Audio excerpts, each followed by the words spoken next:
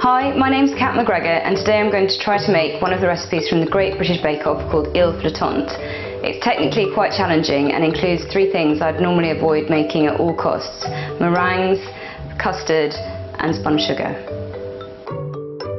So the first thing I'm going to do is make the meringue, which involves beating the egg whites until they're stiff, adding the caster sugar and beating again until it's glossy.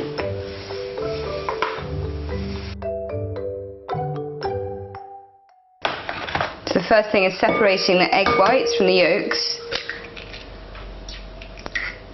and hopefully not getting any yolk into the white, which would be the first disaster.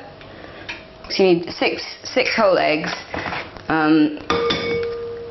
which you beat. We beat the whites on their own until you can hold the bowl upside down without them falling out, and then you beat in the caster sugar.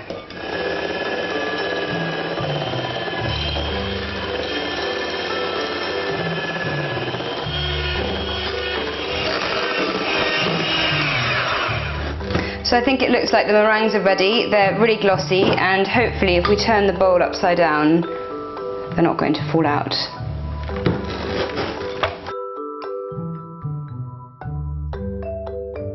So I'm going to have a go at making a quenelle, which is supposed to be a perfect oval shape using 2 dessert spoons or tablespoons.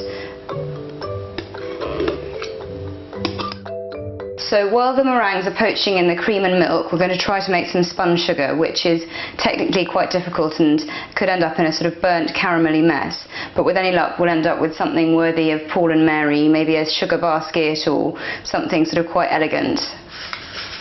So in here is the sugar, which is starting to burn and bubble, and hopefully won't burn so much that we can't make it into spun sugar. The next bit we're going to do is supposedly the really tricky bit, which is to try and make the spun sugar for the top of the quenelles. The sugar's looking a little bit burnt, which isn't ideal, but we're going to plough on and oil the rolling pin so that the caramel doesn't stick to it, and hopefully it might work.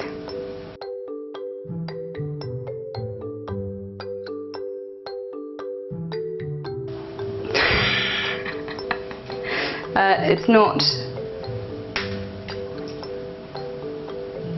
quite right.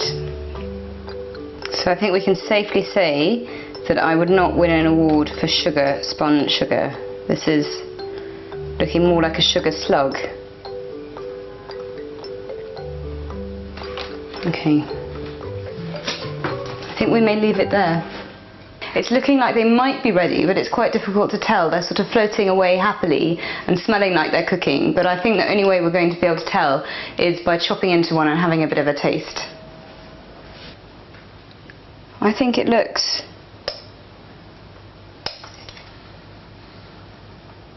sort of like it did when it went in. And it tastes like baked Alaska. It's quite good actually. But I'm not sure if it was what Paul and Mary are after at all. But as they've been in there for a good 15 minutes, which is twice as long as they're supposed to be, I think it's time to take them out. Now we're going to make the base for the crème anglaise, which is more sugar, which we'll beat with the egg yolks until they're light and fluffy, and we'll pour in the hot liquid that was left over from poaching the meringues.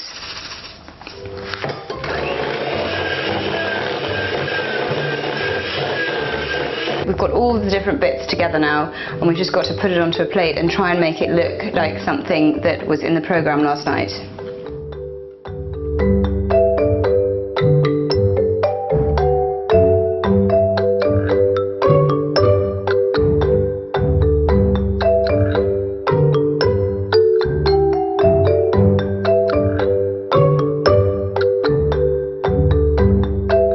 So here I am with the flottante, the final masterpiece, which is looking a little bit misshapen and not quite as perfect as I would have liked, but at last I get to try it.